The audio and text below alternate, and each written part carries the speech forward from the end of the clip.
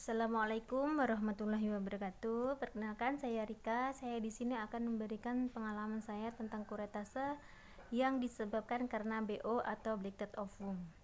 Saya menikah pada tanggal 5 Desember 2019 dan alhamdulillah langsung diberikan kepercayaan sama Allah untuk hamil. Dan pada waktu itu saya telat haid dan saya tes pack hasilnya positif, dan saya keesokan harinya saya pergi ke bidannya juga menyatakan kalau saya itu positif hamil, dan bidannya ngasih saya vitamin untuk diminum setiap hari. Di usia kehamilan saya yang 4 minggu itu saya memutuskan untuk kontrol ke dokter spesialis kandungan untuk cek USG untuk memastikan posisi kehamilan saya itu di dalam kandungan atau di luar kandungan. Alhamdulillah posisinya itu di dalam kandungan. Ini ya kantong kehamilan saya, usia 4 minggu di dalam kandungan ya. Alhamdulillah saya sama suami senang banget pada waktu itu. Dan dokter bilang saya itu nggak boleh kecapean ya, nggak boleh stres, istirahat yang cukup.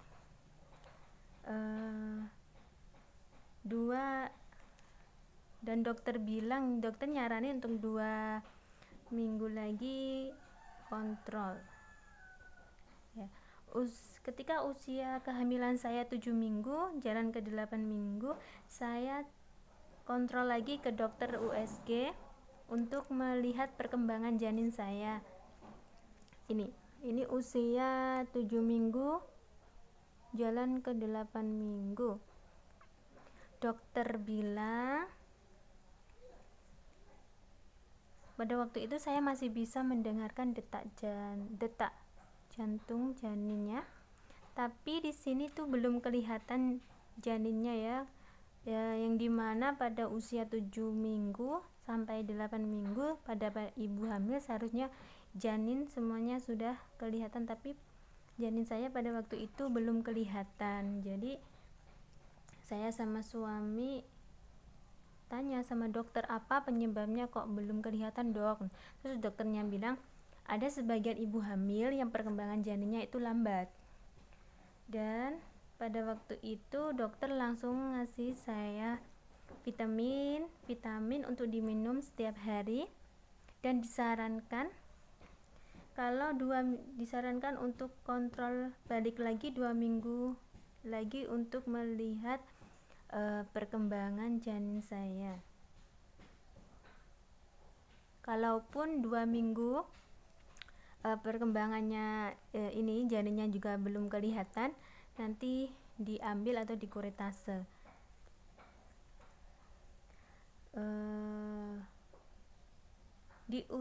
Di usia kehamilan saya yang 10 minggu saya mengalami pendarahan. Kemarinnya itu saya mengalami nyeri di bagian pinggul seperti nyeri head ya, tapi belum ada pendarahan. Keesokan harinya saya ke kamar mandi dan buang air kecil, ada pendarahan kurang lebih panjangnya sekitar 1 cm ya. Dan pada waktu itu saya langsung telepon suami, yang kebetulan suami kerja di luar kota, dan saya minta persetujuan suami untuk kelanjutannya, karena ke dokter yang saya yang pertama itu harus daftar dulu. Jadi saya memutuskan untuk mencari dokter yang lainnya, dokter spesialis kandungan yang lainnya, dan saya memutuskan pada waktu itu pun saya pergi ke dokter yang baru pada pukul 5 sore ya, karena kliniknya itu buka pada pukul 5 sore, dan tibanya di sana saya di USG. Perasaan saya udah deg-degan karena dokter yang pertama tadi bilang janinnya belum kelihatan ya, kalau 2 minggu lagi kalau belum kelihatan maka sebaiknya diambil. Dan pada waktu itu saya juga mengalami pendarahan yang kurang lebih 1 cm itu. Di sana perasaan saya tuh deg-degan, pikiran udah nggak karuan ya. Terus waktu di USG di dokter ini yang satunya ini alat USG-nya lebih canggih. Alat USG-nya 4 dimensi ya, transvaginal ya, yang alatnya dimasukkan ke dalam misve. Dan di sana dokter memberikan suatu penjelasan. Saya disuruh melihat layar monitor. Dokternya bilang, "Mbak, di sana ini ya, ini ya. Di sana ada air ketuban, ada ari-ari, tapi di sana tidak ada janin, saya itu tidak ada, alias BO alias kosong." Dokternya ngasih penjelasan, mungkin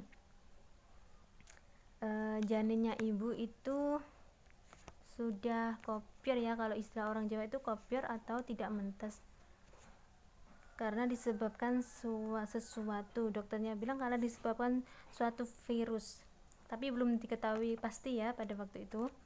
Dan dokternya bilang pada waktu itu saya harus diambil ya, supaya tidak membahayakan si ibu. Dan saya telepon sama suami, saya minta persetujuan sama suami. Akhirnya suami memberikan persetujuan, yang terbaik buat kamu, yang terbaik buat kamu, apa yang di dokter bilang kamu ikuti, pokoknya yang terbaik buat kamu lakukan gitu ya. Pada waktu itu saya nangis, saya deg-degan, pokoknya semua udah gak karuan ya pikiran saya. Dan akhirnya saya ngikutin apa yang dokter saranin ya. Pada waktu itu langsung saya pukul 9 malam itu menjalankan suatu operasi kuretase. Saya dibius total dan operasinya berjalan kurang lebih 15 menit, tapi saya butuh waktu 2-3 jam untuk sadar. Setelah sadar, saya diperbolehkan untuk pulang. Saya dikasih obat. Nanti kalau obatnya habis, saya disuruh kontrol balik lagi ke dokternya lagi untuk memastikan kuretasenya bersih dan hasilnya negatif. Dan untuk kisaran biaya untuk kuretase itu kurang lebih 3,5 juta, tergantung dari klinik masing-masing ya.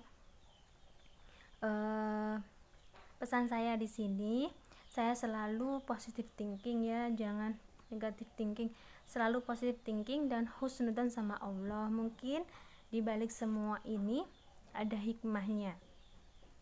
Dan untuk teman-teman saya pejuang garis 2, saya mohon tetap semangat, tetap ikhtiar dan doa, dan mohon sama Allah semoga suatu saat nanti kita diberikan lagi kesempatan untuk hamil dan memiliki momongan anak yang soleh-solehah, amin.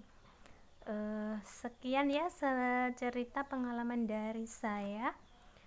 Bila ada kata-kata saya yang kurang berkenan, saya mohon maaf. Wassalamualaikum warahmatullahi wabarakatuh.